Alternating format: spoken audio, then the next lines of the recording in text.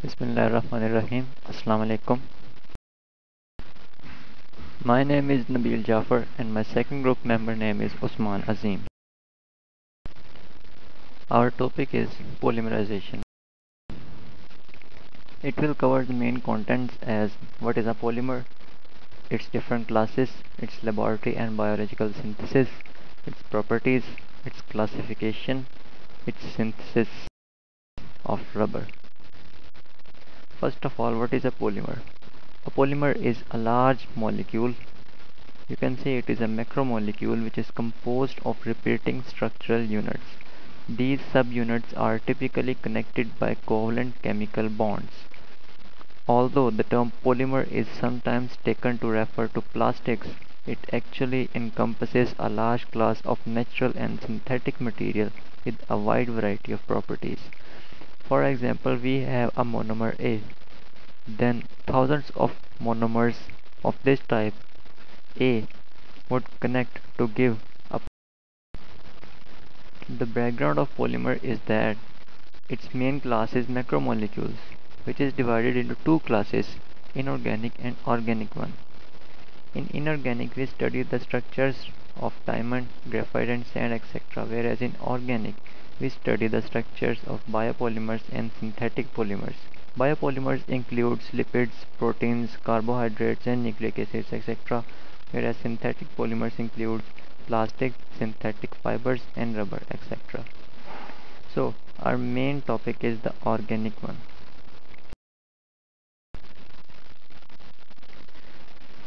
Now the laboratory synthesis methods.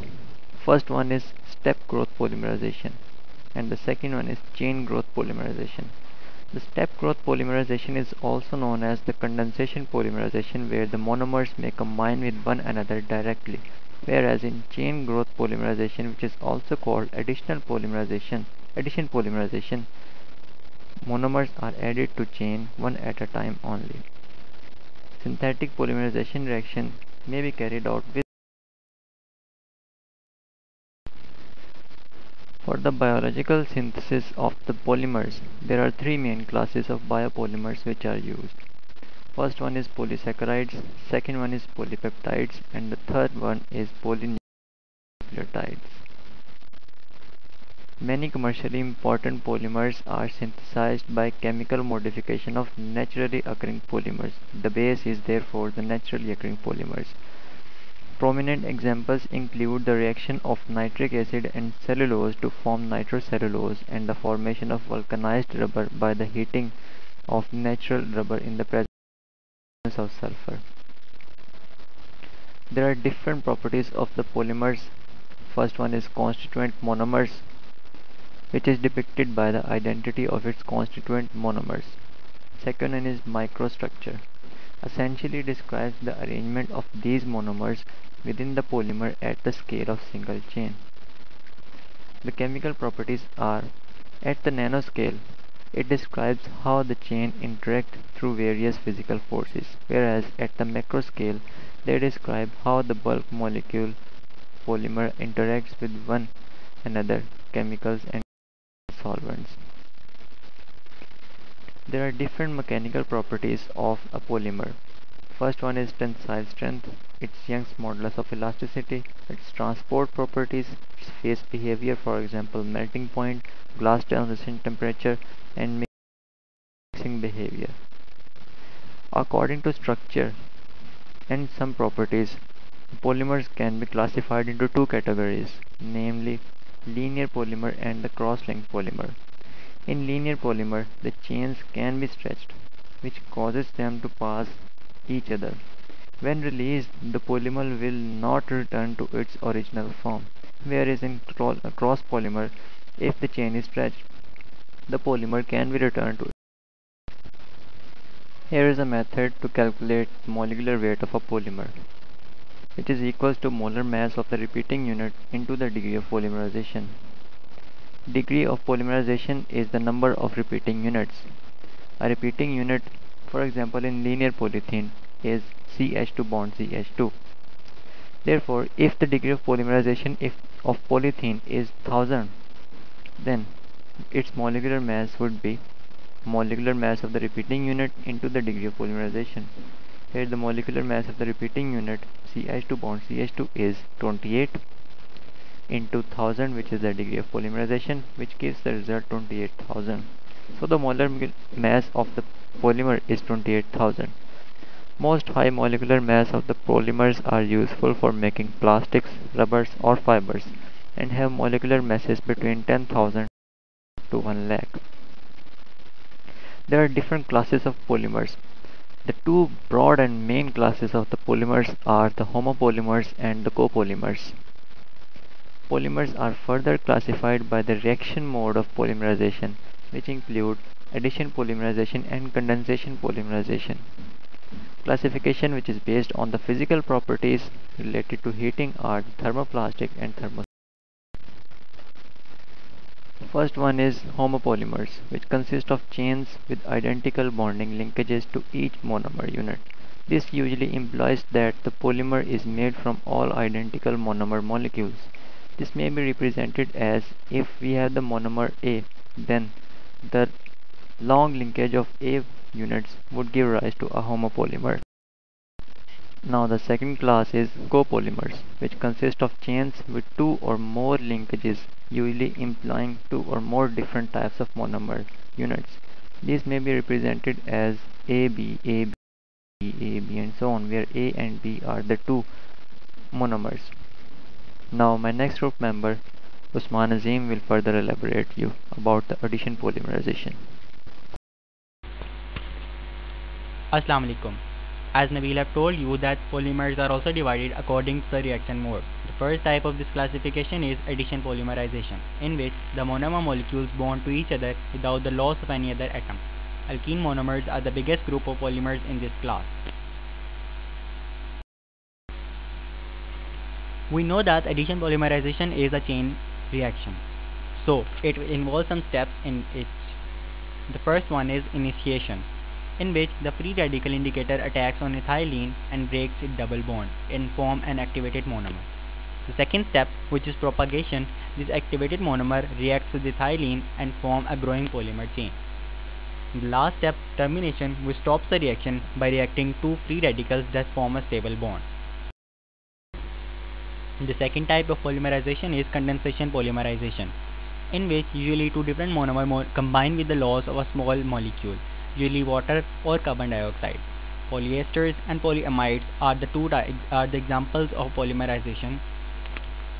The monomer of condensation polymerization are different from the addition polymerization because they involve some functional group and also there are two reactive sites in this. As you can see in the figure that the example have two functional group. These are carboxylic group and amide group. They form a link and then form a growing polymer chain. The difference between addition polymerization and condensation polymerization are that in addition polymerization it follows a free radical mechanism, but in condensation polymerization there is no such mechanism. In addition polymerization there are no side products involved, but carbon dioxide and water are produced in the condensation polymerization. Addition 1 is non-ionic, but condensation is an anionic process. Addition completes in 3 steps: propagation, initiation and termination, but condensation is a single step process. In addition, there is no role of functional group, but in condensation polymerization the functional group has a specific property. Addition polymer examples are polystyrene, polyvinyl acetate, polyvinyl chloride, etc. The resins of all type are the examples of condensation polymerization. The polymers are also divided according to the heating property. The first one is thermoplastics. The plastics that soften when heated and become firm again when cooled. This is the more popular type of the plastic because the heating and cooling may be repeated. The second one is thermosetting plastics. The plastics that soften when heated and can be molded but harden permanently are thermosetting plastics. They will decompose when reheated because, as you can see in the figure, there are some cross-links between the molecular chain. Due to these cross-linkages, the thermosetting plastics decomposes when reheated. An example is bakelite, which is used in toasters, handles for pots and pans, dishes, electrical outlets, tires, rubber bands, and billiard balls. Now, let us see the structure of a natural rubber. Basically, natural rubber is a polymer of isoprene. To understand the structure of rubber, we shall concentrate on the structure of isoprene. Isoprene is a conjugated diene containing double bonds at the alternating position. We can see the structure of isoprene, which is a monomer of natural rubber. During the polymerization of isoprene, we may get cis polyisoprene or trans polyisoprene. Cis polyisoprene or natural rubber is shown in the figure. The second one, trans polyisoprene. The synthetic rubber or trans polyisoprene was obtained by the free radical polymerization of isoprene. The rubber so formed has all the trans configurations. But we should know that there is no elasticity property in the synthetic rubber. The figure of synthetic rubber is shown. There are some types of synthetic rubber. These are neoprene, buna S, buna N, thiocol, and vulcanized rubber. The first one, neoprene. Neoprene is a polymer of chloropyrene. It is also known as polychloropyrene. The chloropyrene reacting with oxygen or peroxide to form neoprene. The reaction is shown in the figure. The use of neoprene is that it is used in the manufacturing of hoses, gaskets, shoe heels, stoppers, conveyor belts, and printing roller, etc. It is also used as an insulator. The second one is buna S.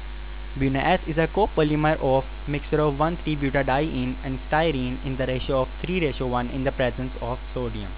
The reaction shown in the figure that butadiene reacting with styrene in the presence of sodium to form buna S. Buna S has the property that it is resistant and very tough, good substitute for the natural rubber. It possesses high abrasion resistance. It has load bearing capacity. So we use buna S in the formation of automobile tires, for making floor tiles, footwear components, cable insulation, etc. The third one is buna N. Buna N is obtained by the copolymerization of 1,3-butadiene and acrylonitrile in the presence of peroxide catalyst. The reaction of formation of buna N is shown in the figure. The property of buna N is that it is resistant to the action of petrol, lubricating oil, and organic solvents. So we use buna N in the making of oil seals, hoses, tank lining, etc. The fourth one is thiocol. Thiocol is prepared by the copolymerization of 1,2-dichloroethane with sodium tetrasulfide in the presence of magnesium hydroxide. The reaction of formation of thiocol is shown in the figure. Thiocol has a property that it is resistant to the action of mineral oils, solvents, oxygen, and ozone. The last one is vulcanized rubber. Vulcanized rubber is an improved form of natural rubber. The vulcanized rubber is obtained by reacting natural rubber in the presence of sulfur at high temperature. In vulcanized rubber, sulfur bridges are introduced either at the reactive allylic sites or at the site of the double bond. That was all from our side about the polymerization. Thank you very much.